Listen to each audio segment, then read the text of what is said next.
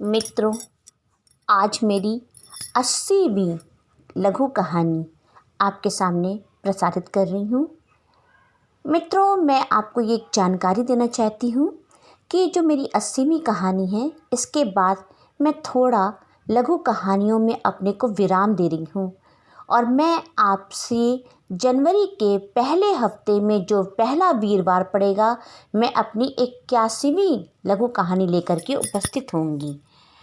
तो इस बार जो मैं आपके लिए कहानी लेकर के आई हूँ, इकलौती बुआ, बहुत ही सुंदर, मार्मिक और प्रेरणादायी कहानी है।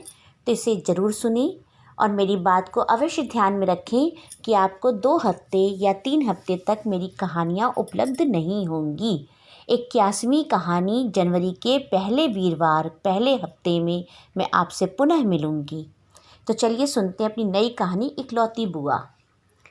माँ, क्या दीदी की शादी में बुआ जी को नहीं बुलाओगी? माना कि आपके कुछ कटु अनुभव होंगे, पर शादी जैसे बड़े समारोह में बुआ को न बुलाना बिल्कुल ठीक नहीं।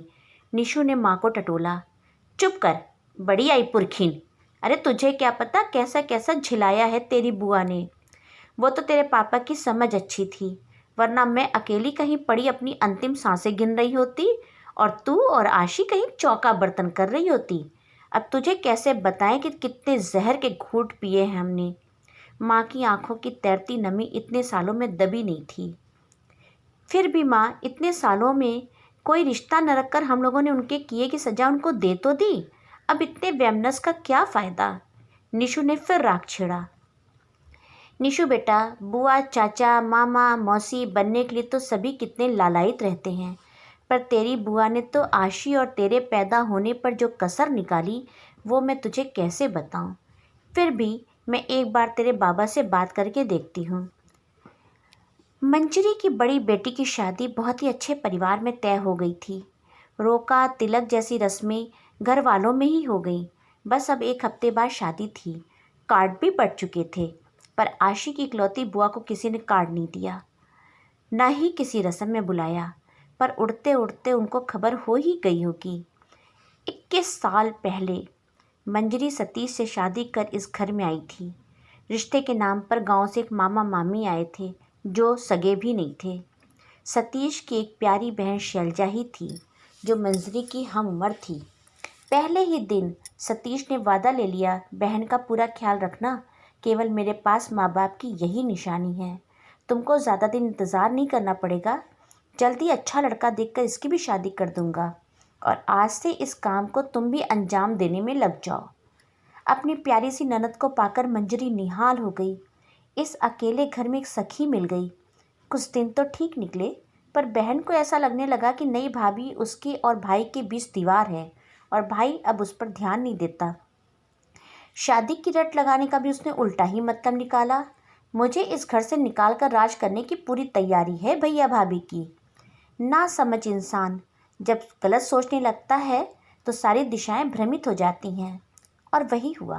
अब शैलजा भाई भाभी को अलग करने की ऐसी ऐसी चालें चलने लगी कि बस पूछो ही मत। समझदारी दिखलाई सतीश ने और जोर शोर से लड़का ढूंढा जाने लगा।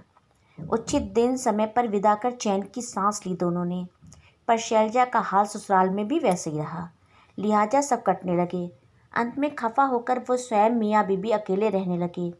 रिश्ते जो एक बार टूटे तो जोड़ने का भी प्रयास नहीं किया गया कि पुनः गृहस्थी में कहीं आग न लग जाए। पर शायद वक्त हर बात का हल है।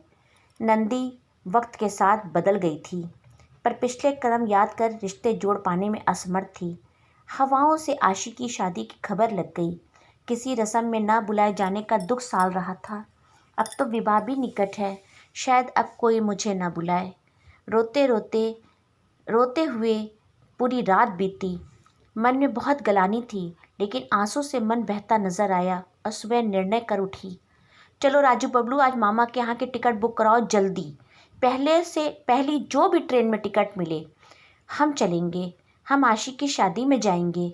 बच्चों की तो खुशी पूछो ही मत, आदेश मिलते ही गोली हो गए।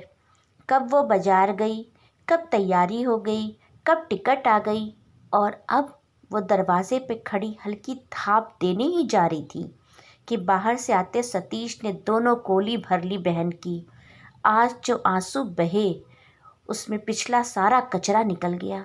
शादी की खुशी दोगुनी हो गई। मेरी इकलौती बुआ जो आ गई थी।